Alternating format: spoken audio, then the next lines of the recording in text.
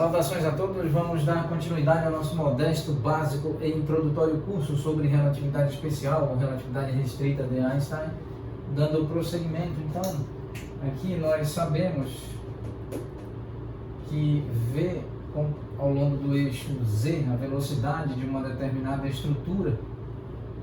aqui dotada de massa m, por exemplo, tal como medida e aferida pelo observador O, é dz definida na cinemática, na mecânica clássica de Galileu Newton, mais especificamente na cinemática, como dz dt. Então, aqui nós temos velocidade z sobre índice linha é igual a vz, tal como medida pelo observador O, e dt dividido por dt sobre índice linha, nós usufruímos desse resultado e escrevemos 1 menos velocidade do observador O' em relação ao observador O do eixo x, elevado a expoente 2, dividido por C2, expoente 1 sobre 2, dividido,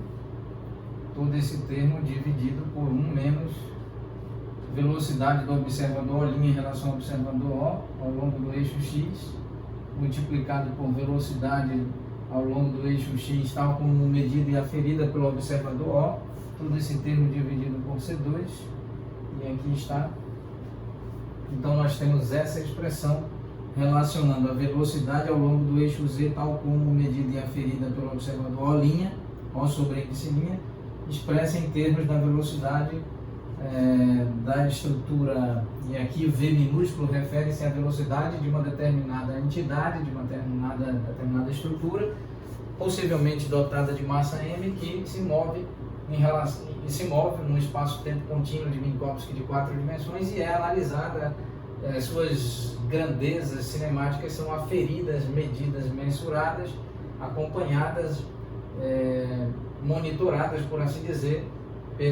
pelos observadores O e o observador O sobre índice linha. Então, daí a relação entre essas grandezas referentes aos observadores, as medidas realizadas pelo observador.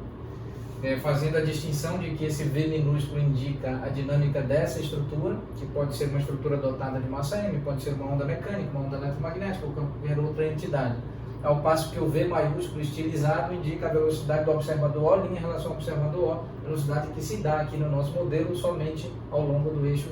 x, pois o x' está paralelo ao eixo x e o movimento do observador ocorre somente ao longo do eixo x, mantendo o paralelismo permanente entre o y e o y sobre índice linha, o z e o z sobre índice linha. Muito bem. Vamos agora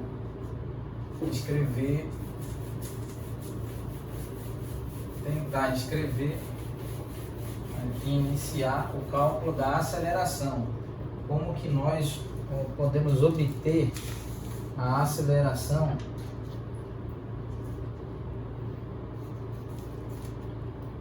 nós sabemos que a aceleração ao longo do eixo z é dv componente z em relação ao tempo, e isso é derivada em relação ao tempo aplicado sobre a derivada de z em relação ao tempo. Então, nós temos derivada de ordem 2 em relação ao tempo aplicado sobre a variável z, a coordenada z. Aqui